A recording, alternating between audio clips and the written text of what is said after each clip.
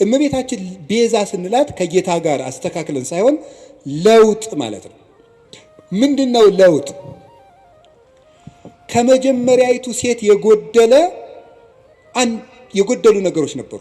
ያንን በዚያችኛይቱ ሴት ምትክ ይዛ በመገኘት ነው ቤዛ የሆነችው።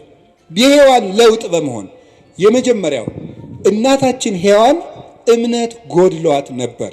ምንድን ያልኳችሁ ንገሩኝ እንጂ እምነት ይጎላት ነበር። እምነት ይጎላት ነበር። ምንድነው እምነቱ?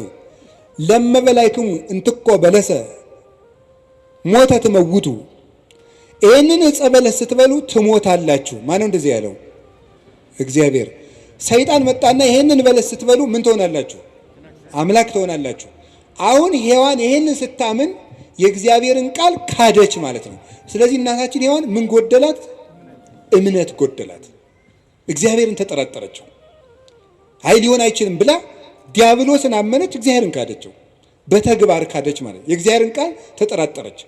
እግዚአብሔር ዓይናችሁ እንዳይገለጥ ስለፈለገ ነው እንጂ እውር እንድትሆኑ ፈልጎ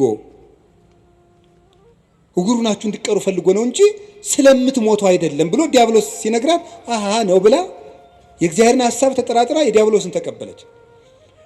አሁን የመጀመሪያይቱ ሴት እምነት ስላጣች በዚያ እምነት ማጣት ምክንያት ሞት ወደዚህ ዓለም ገባ። ከዚያስ ሁለተኛይቱ ሔዋን ድንግል ማርያም ምን አደረገች?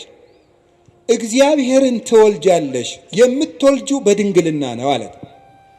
ይሄ ነገር እንዴት ነው ሊሆን የሚችለው ብላ ጠየቀች። እኔ ወንድ